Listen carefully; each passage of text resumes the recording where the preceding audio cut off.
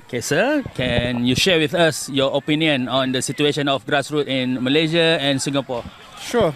First, I'd like to thank my brother-in-law, Tengku Nana, because he's let me be involved in this tournament with the team. For me, to see my nephews play, travel all the way from Malaysia, it's a great thing, lah. So the first two games that we watched, we saw our team play against the Barcelona India team, and we saw them play against our own Singapore home team. We won 19-0, we won 14-0. So you can see there's a big gulf in quality. So if you want to talk about the grassroots, I do feel in relation to Malaysia, Malaysia is quite ahead. More so maybe my brother-in-law's team, because he's done a lot of work. He's pulled together a very strong team.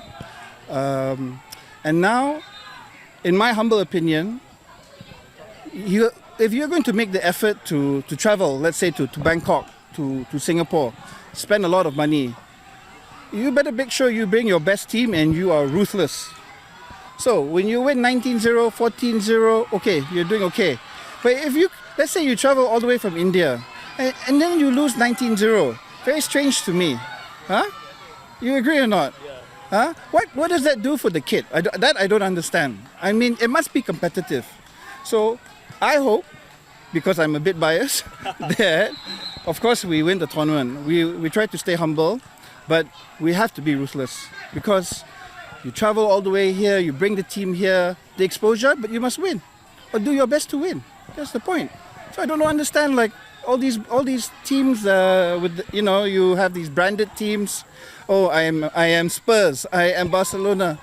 But then you fly them all the way here, you spend so much money, and then your team loses 19-0.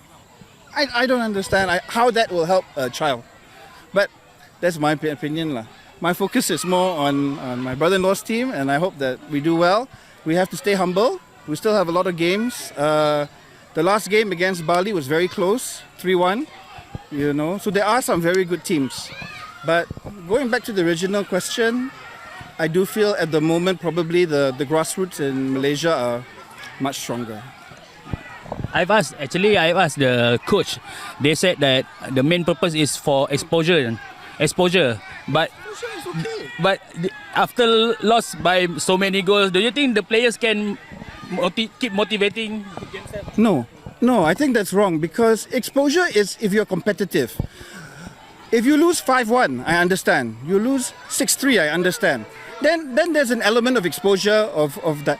You come here with a team and then you lose 19-0. What does that do for the children? For me, I don't get it. I disagree. But, for me, it's like you spend all this money, you want to be branded, you must see some results. Or you stay home. You stay home and you play the teams that are within your capacity or your quality. But it's very expensive. You fly your team here. Again, sorry to use India, but they fly. It's 5-hour flight. Their children come here, they're excited, and then they get walloped 19-0. I think I better not say anymore, because I understand what they're trying to do, but I just humbly think it's maybe not the best thing.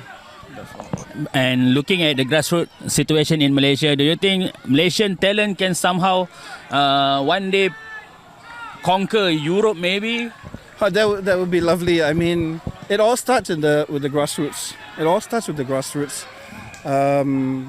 It starts with the children, hard work. It's not about being a branded name. It's about being on the pitch every day, playing, doing the best you can, getting the best talent. Football world is changing. Now you see the Japanese league coming up. You see, to a certain extent, China, Saudi Arabia spending a lot of money. Maybe in 10-15 years, we will see Malaysia in the World Cup. You never know. Anything is possible if you have the right people doing the right job.